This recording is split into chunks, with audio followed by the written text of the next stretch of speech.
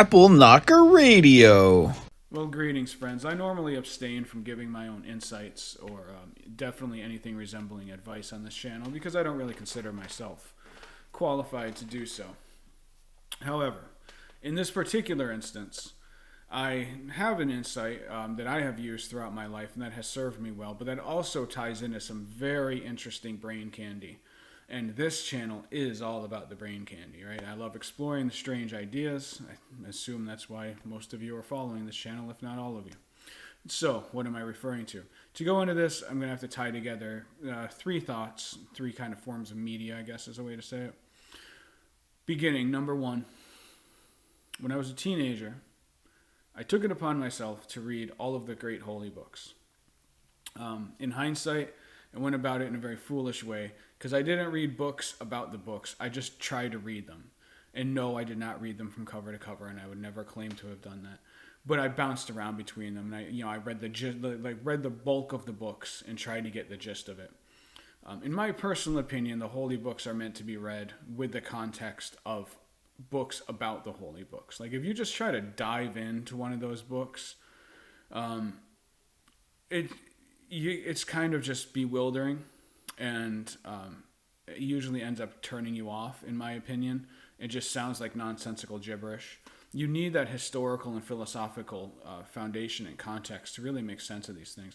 I actually had an online friend a couple years ago who said she was going to read the Bible from cover to cover. And I said, well, you might want to consider like getting a study Bible or something to try to make sense of it.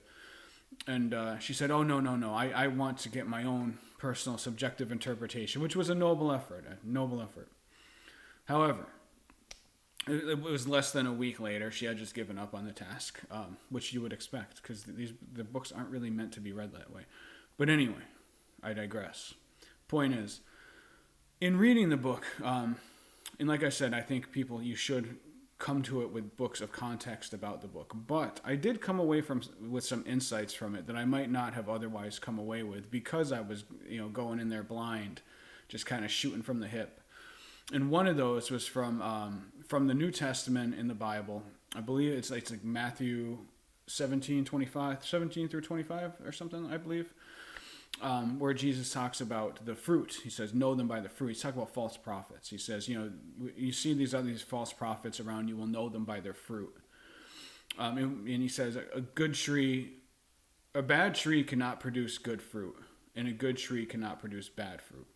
What that means is that if there were prophets around and they were talking about, the grandeur of God and everything, but they weren't themselves holy people or their actions weren't resulting in holy actions, then you would know that they were a false prophet.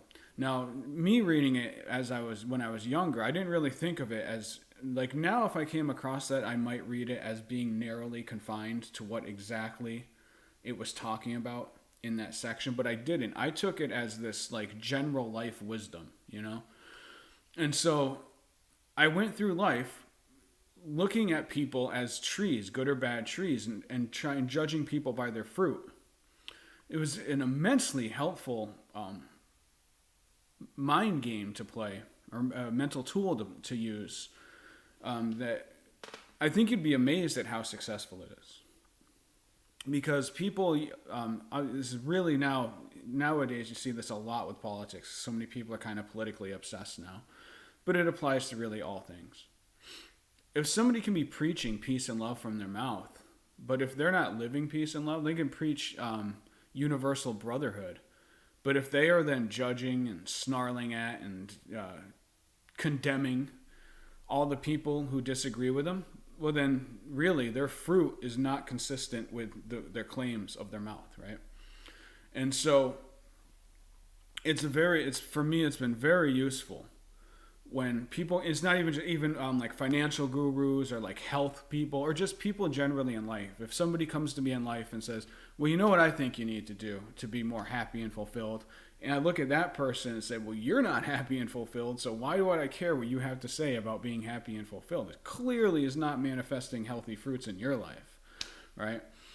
And maybe the advice can still be good, but the messenger is so corroded and so corrupted that I think it's best to just stay hands off. And so I always lived my life with that very simple maxim. I judge people by their fruits. It's been very helpful for me. But a new layer was added to this. A couple years ago when I discovered the concept of egregores, which an egregore is, some people come at it from slightly different ways, but in essence, it is like a manifested thought form that is created by any group of people with a joined idea, or goal, or purpose. An egregore could be formed by sports fanatics of a sports team kind of form their own egregore. Egregores they're sometimes good, sometimes bad. It just basically, anytime you get a group of people together and they have a joined mental and emotional commitment, it creates this kind of group consciousness. But the interesting thing about the egregore, and I've been thinking about this a lot for the last couple of years, because I think that the egregore concept helps make sense of a lot of the strangest aspects of human existence. Because this concept, and to get here, I think most of you following this channel are here, or at least open to being here. You have to start with this idea that consciousness is really everything. That like matter is almost like a form of condensed consciousness, or is literally a form of condensed consciousness. Too much background to go into. But I mean, it's basically the spiritual idea that has been espoused by all kinds of people, ranging from mainstream religious figures to esoteric occult figures. And so this idea is that the egregore, this group consciousness, actually becomes its own consciousness. It's not really independent of the group. It needs the group. And that's the thing. And I'm going to get to this Jonathan Pageau conversation that I'm going to link to in the description box below, because it's phenomenal. This entity, according to Pageau and his perspective, and this makes sense to me, it owes its identity to the group, and therefore it becomes a parasite on the group. That's maybe a little something else, but the core thing for this conversation is that the egregore, it becomes its own entity.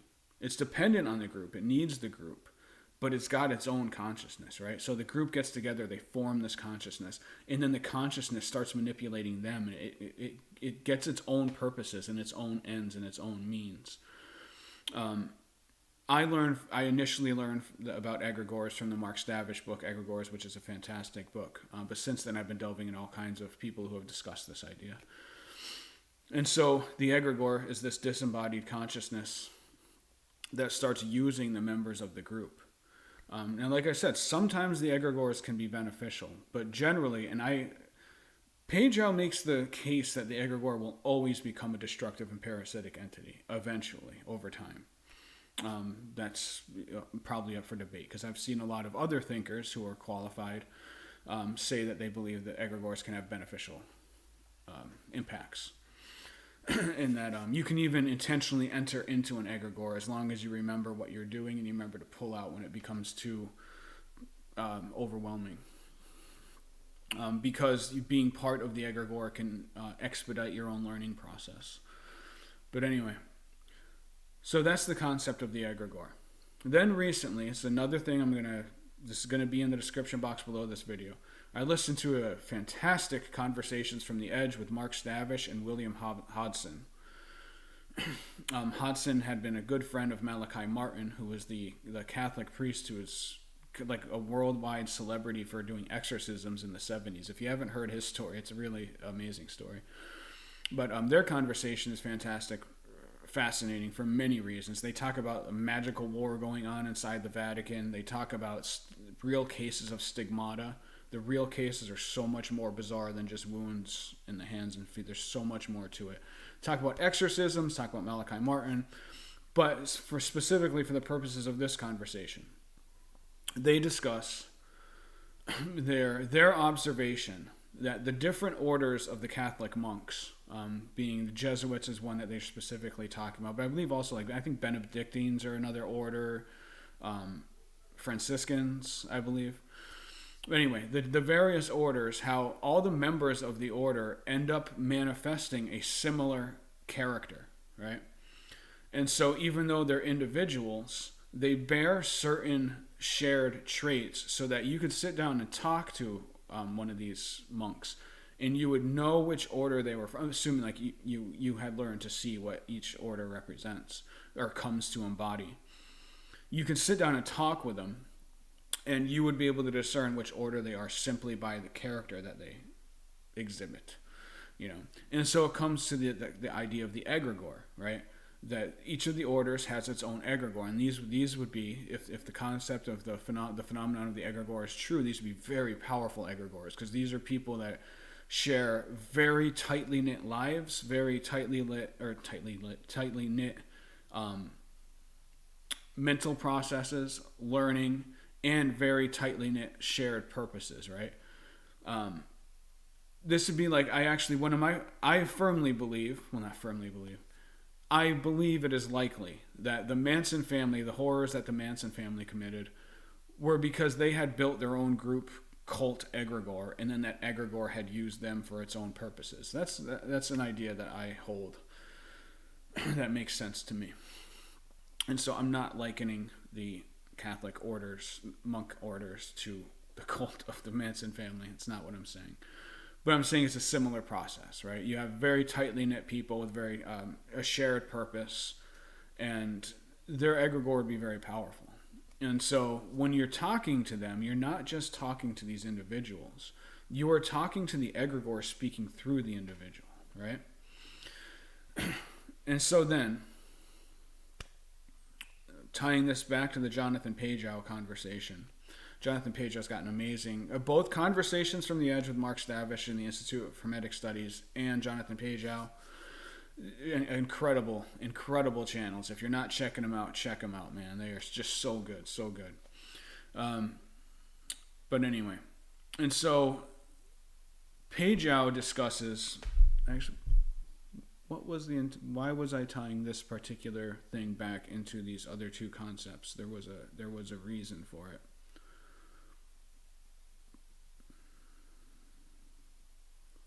Pageau, and he's talking to, I didn't get their names, but you can see it. You can go watch the video in the description box below this video.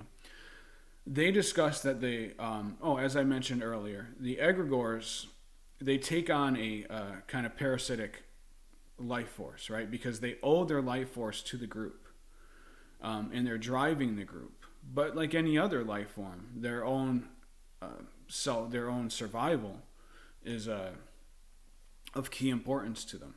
And so they end up using their followers, and so their followers become, they're kind of like puppets of the egregore, right?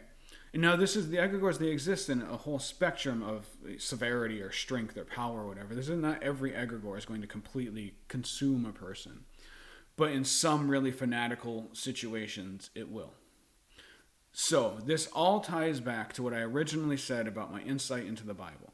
Because as I grew up and I would apply this insight into the people that I would meet, and I would judge them by their fruits rather than the words coming out of their mouth. I'd look at the person and say, well, what kind of fruit is this person's ideology growing? It always struck me as really odd how consistently what people expressed and manifested was very contradictory to what they were saying. It's like almost like the norm. And I think maybe the reason for that is if somebody gets so invested in a certain ideology that they are at the point where they feel free and maybe even duty driven to actually preach that to people, that maybe in itself indicates a level of egregore possession, if that's a loose term. This isn't possession in the way you think of like devils possessing people, although it might not be that different in extreme forms. But anyway, maybe it's that once a person gets to that point, they have already become so fanatically tuned in to this idea that they are already puppets of the egregore. I don't know. I just know that in my observation, I always found it odd how many people would come to me preaching. A lot of it's the peace and love thing, man. And dude, peace and love's awesome, man. Like, who wouldn't want peace and love on earth? But it seems odd to me that the majority of people I know that have been really fanatic about peace and love they almost always turned out to be unhealthy and destructive people. And this goes back, even if you look to like a lot of the figureheads of the 60s, when peace and love was the big ethos, you look at their actual lives, they were largely abusive, manipulative people. And I never was really able to understand that, because the first assumption is, well, they were just lying. They use that. And I don't want to make this just about people who come with the peace and love ethos. It's just one that sticks out in my mind. This is consistent with many other. There are a lot of people from, I won't go into specific branches or religions. There are a lot of people that I meet, a lot of people who come from certain religious belief systems that it's almost like clockwork. If they come preaching, they're doing some creepy stuff behind the scenes. And so I throw that in to balance the thing about the peace and love, because I always try to stay away from this channel being political in any way. So I go through great lengths to avoid looking like I am making a political point. I'm not. It's just a general observation on my part. And because I grew up loving the 1960s, loving the whole hippie generation, I'm still fascinated by it. I study it all the time. It's an example that always stuck out at me, because as I would learn about these figures, I'd be like, whoa, this person was so completely not what they were preaching. And it was like the norm. Like you find the people who actually were walking the walk, you end up with like 5% of the total people who are running around spouting this stuff. But and in some cases, those are simple grifters. Those are people who are using, they see an opportunity and they use it, probably like psychopath, sociopath types. But I believe that it is also often people possessed by egregores. And again, I use the term possession somewhat loosely here, though it's possible that possession by an egregore is not that different from what we think of as demonic possession in the historical context. But that's up for debate. But my point is, I've come to believe that a lot of these people, they actually are possessed by an egregore. And that is why their actual actions are so different from what they are saying. I don't think that they're lying. And even when I say there have been periods in my life, especially when I was younger, when I became really caught up in certain ideas and kind of became possessed by them and would go around ranting these ideas. Other people would point out my hypocrisy. I would somehow justify it away. And in hindsight, when I look back at those times, I look back like I was a possessed person. Like, who was that person? I wasn't lying. Like, I really meant or at least thought I meant what I was saying. So I add that in there because I like I said, do it in the trenches, make the same mistakes as everybody else, vulnerable to the same things as everybody else. So, yeah.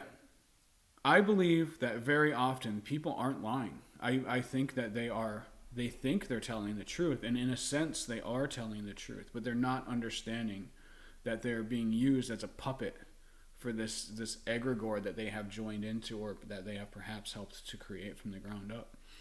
And so I believe it is a very useful tool. Knowing people by their fruit was always a useful tool, but now I believe that insight has been elevated by adding on top of it this understanding of this concept of the egregore, and of people being like, the egregore concept right now is being talked about by people with no spiritual inclination whatsoever. They're talking about like ideological possession is a term I've seen bandied about, mass hypnosis. There's a couple other ones I've been seeing them pop up from people. In various ways, as they're trying to understand what we're living through. As we're living through these mass hysterias, people are trying to understand what is a mass hysteria, right?